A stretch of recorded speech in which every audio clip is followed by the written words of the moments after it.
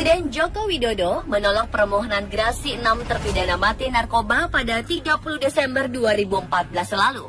Pelaksanaan eksekusi mati terhadap 6 orang ini pun telah dilakukan medio Januari 2015. Tercatat, terakhir kalinya Indonesia melaksanakan eksekusi mati pada November 2013. Meski Uni Eropa dan Amnesty Internasional memprotes hukuman mati itu, namun Presiden tetap pada pendiriannya. Hukuman mati saat ini sudah banyak dihindari oleh beberapa negara lantaran dinilai bertentangan dengan hak asasi. Namun tak sedikit juga negara yang masih menerapkannya, terutama bagi mereka penjahat kelas berat, seperti pembunuhan kelas 1 yang direncanakan hingga pengedar narkoba. Ada cerita apa saja di balik hukuman penuh kontroversi ini? Berikut 7 serba-serbi hukuman mati versi on the spot.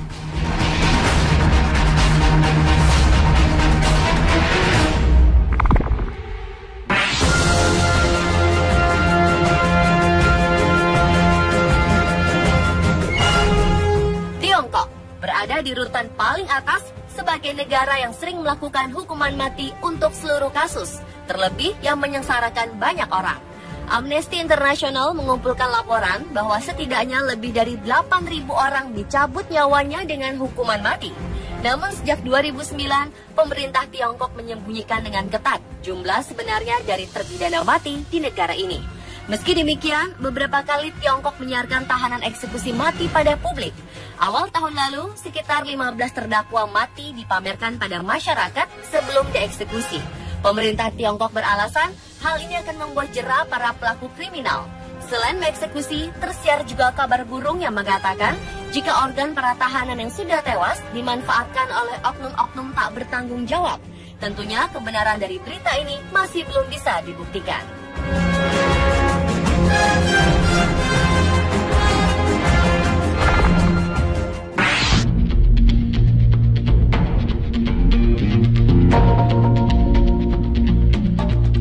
Inilah permintaan terakhir narapidana paling aneh sepanjang sejarah.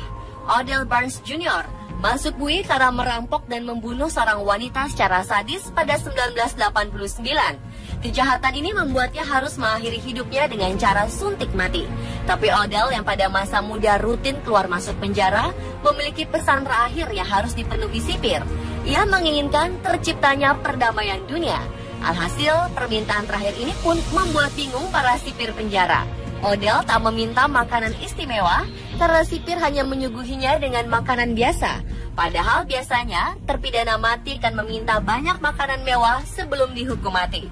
Dan sayangnya lagi, perdamaian dunia sampai sekarang juga belum tercipta untuknya.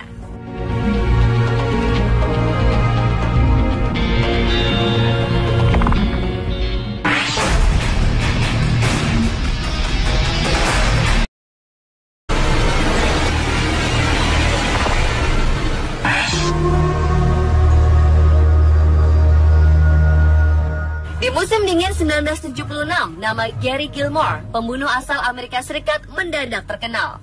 Selama 2 hari dalam musim dingin itu, Gary telah membunuh 2 orang, yaitu petugas pompa bensin dan manajer hotel. Atas tindakannya, Gary dijatuhi hukuman mati dengan cara ditembak. Di hari eksekusinya, Gary duduk terikat pada sebuah kursi dan mengucapkan "Just do it" kepada para eksekutornya. Dalam bahasa Indonesia, kalimat ini berarti cepat lakukan saja. Setelah kematiannya, beberapa organ Gary pun didonasikan ke rumah sakit. Karena dianggap ikonik, kalimat terakhir Gary itu kemudian menjadi inspirasi bagi Dan Wilden, eksekutif advertising dari apparel sepatu terkenal. Wilden kemudian menjadikan kalimat Gary itu sebagai tagline atau jargon produknya.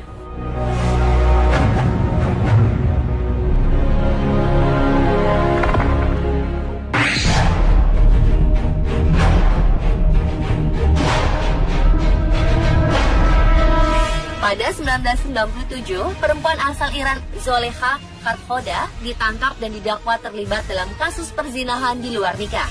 Ia kemudian divonis hukuman mati dengan cara dilempari batu. Tubuh Khathoda kemudian dikubur sampai ke pinggang sebagai persiapan untuk pelaksanaan hukumannya. Tetapi tidak lama setelah pelemparan batu dimulai, proses hukuman ini menimbulkan reaksi keras dan mendorong protes di antara penduduk desa hingga prosesnya dihentikan. Khathoda dinyatakan telah meninggal dan dibawa ke kamar jenazah. Namun ajaibnya, ia kemudian mulai bernafas dan dibawa ke rumah sakit. Kondisinya lalu membaik dan sebuah permohonan banding dari Amnesty International diserahkan ke pengadilan atas namanya. Pihak berwenang Iran kemudian memberitahu Amnesty International bahwa hukuman mati terhadap Khathoda telah dicabut. Ia pun dibebaskan pada 26 November 1997.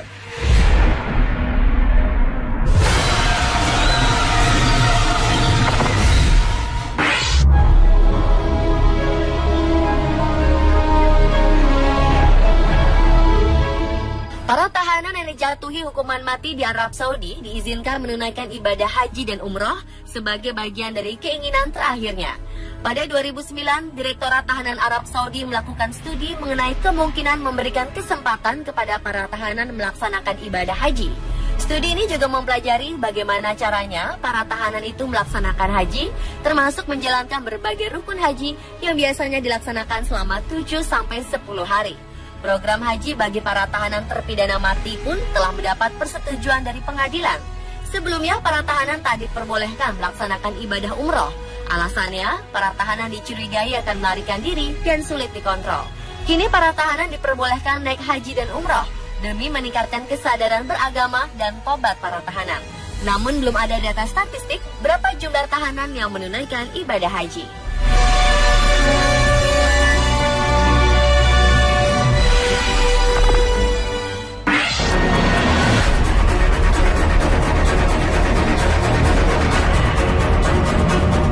Biaya pelaksanaan hukuman mati ternyata sangat besar, yaitu mencapai jutaan dolar untuk setiap tahanan yang dieksekusi.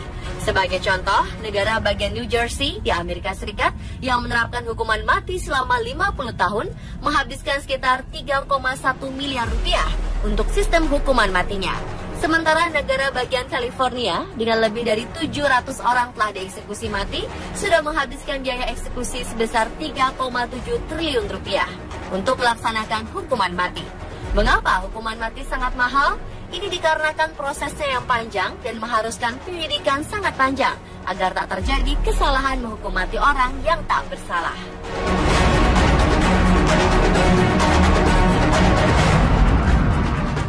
Pemirsa, itulah 7 serba-serbi hukuman mati versi on the spot.